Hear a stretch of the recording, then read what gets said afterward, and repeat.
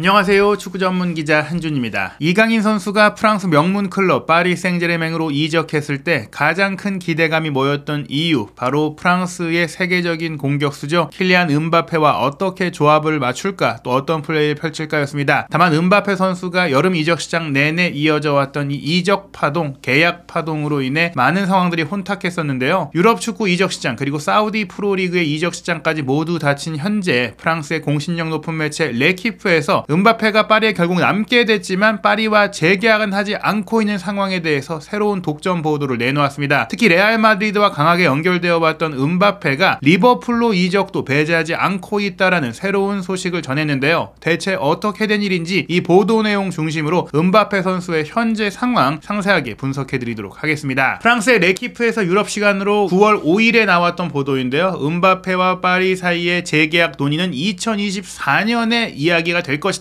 라는 얘기인데, 이 과정 속에 리버풀 구단이 언급이 됐습니다. 먼저 기사 원문부터 해석하고 해설해 드리도록 하겠습니다. 킬리안 음바페와 파리 생제르맹은 2024년에 계약 연장 가능성에 대해서 논의할 예정이다. 파리 생제르맹은 음바페와 계약 연장에 대한 희망을 포기하지 않고 있지만 음바페는 아직 재계약을 결정하지 않았습니다. 챔피언스리그에서 성공적이고 만족스러운 시즌을 보낸다면 상황이 달라질 수 있을까요? 라고 했는데요. 이 얘기는 결국에는 음바페 선수가 계약의 주도권을 완전히 가져가겠다라는 얘기입니다. 내년 여름이 되면 우선 음바페 선수는 2025년까지의 연장 옵션 행사를 중지했기 때문에 FA 선수가 돼요. 즉 FA인 상태, 내가 어느 팀으로든지 갈 수 있는 상태에서 파리에서 1년 뛰어봤더니 괜찮네, 여기서 내 꿈을 이룰 수 있겠네 라는 믿음이 간다면은 파리와 다시 계약을 하는 것이고, 그게 아니라면 아무런 제약 없이 새로운 팀으로 이적하겠다, 이렇게 결정을 하겠다라고 보시면 되는 겁니다. 물론 파리에서 올 시즌을 치르면서 상황이 생각보다 빠르게 좋아졌다라면은 계약이 완전히 만료가 돼서 FA가 되기 전에도 재계약을 논의할 수 있는 2024년에 뭐 여름이 되기 전에 3, 4월이라든지 뭐 이렇게 해도 진행이 될 수 있겠지만, 기본적으로는 음바페 선수가 굳이 그러기보다는 조금 더 본인의 여지를 넓혀놓을 수 있는 여름 기간, 무엇보다 또 여름에 유로 2024 대회 본선도 열리고 파리 올림픽도 열리는데, 이 대회를 이제 치르고 나서 결정할 가능성도 배제할 수가 없습니다. 다만 그럴 경우에는 너무 늦어지는 부분들도 있죠. 다음 팀이